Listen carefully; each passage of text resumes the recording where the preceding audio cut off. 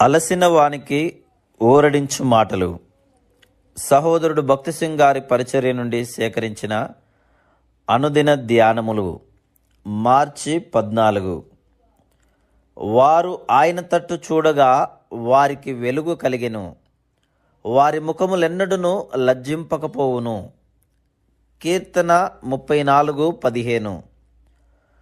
1947 సంవత్సరములో యుద్ధభూమి నుండి తిరిగి తమ గృహములకు వెళ్ళుటకు 1530 మంది సైనికులను తీసుకుని ఒక ఓడ సౌతాంప్టన్కు వచ్చెను.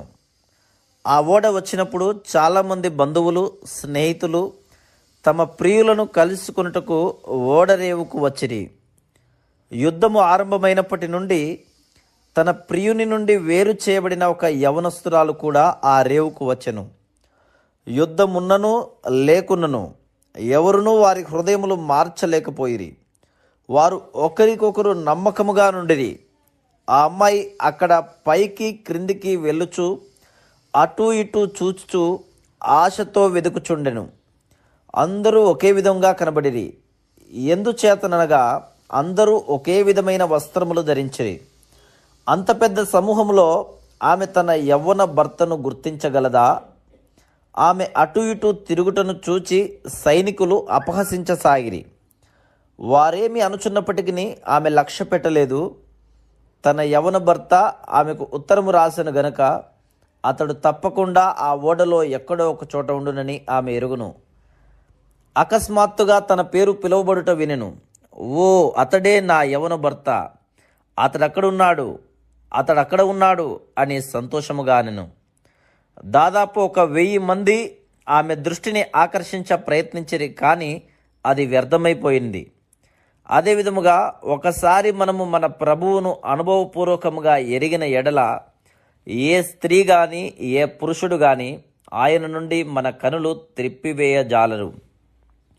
మన కన్నులు కూడా ఎల్లప్పుడూ ప్రభువునందు లగ్నమై ఉండవలనన్నది మా ఆశ.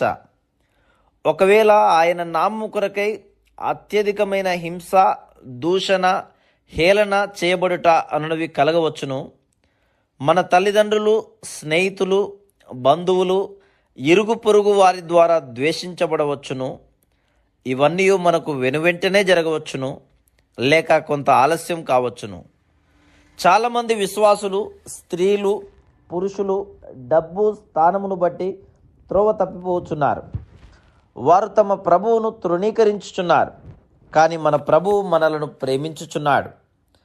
ఆయన మనతో, బూదిగంతముల నివాసులారా నా వైపు చూడుడి అని చెప్పుచున్నాడు. యెషయా గ్రంథము 45:22. ఎంతటి ప్రేమగల ఆహ్వానము! ప్రభువు మనందరితో నీ కష్టము, నీ పరీక్ష, నీ శోధన ఏదైనను నా వైపు చూడుము అని చెప్పుచున్నాడు. విజయమునకు రహస్యమిదియే. నీ భయములు, నీ కష్టములు, నీ హింసలు ఏమైనప్పటికీ ప్రభువు తన వైపు చూచుటకు నిన్ను పిలుచుచున్నాడు. మొట్టమొదటిగా దావీదు పశ్చాత్తాపంతో కూడిన కన్నీటితో, దుఃఖముతో ప్రభువు యొద్దకు వచ్చెను. అప్పుడు అతని ముఖములో సంతోషం కనబడింది. కీర్తనకారుడు, వారు ఆయన తట్టు చూడగా వారికి వెలుగు కలిగెనని చెప్పుచున్నాడు. వెంటనే వారి ముఖములు ప్రకాశించెను. మనము ఈ మాటలు అధికారంతో చెప్పవచ్చును. నిన్ను ప్రేమించి నీ కొరకు మరణించిన వాని వైపు నీవు చూసిన ఎడల నీ కష్టములు, నీ పరీక్షలు, నీ బాధలన్నీ మాయమగును. గాయపరచబడిన తన చేతులను, కాళ్ళను చూపి ఆయన ఈ మాటలు చెప్పుచున్నాడు. నా వైపు తిరిగి నీ కొరకు ఏమి చేస్తున్నో చూడుము. నిన్ను క్షమించుటకు, నిన్ను మార్చుటకు, నీ భయములన్నిటినీ, బాధలన్నిటినీ, శోధనలన్నిటినీ తొలగించుటకు నేనెంత శ్రమపడుతున్నో చూడుము. నేడే ఆయన వైపు చూడుము. అప్పుడు నీవు కూడా ప్రకాశమానముగా కాగలవు. Praise the lord.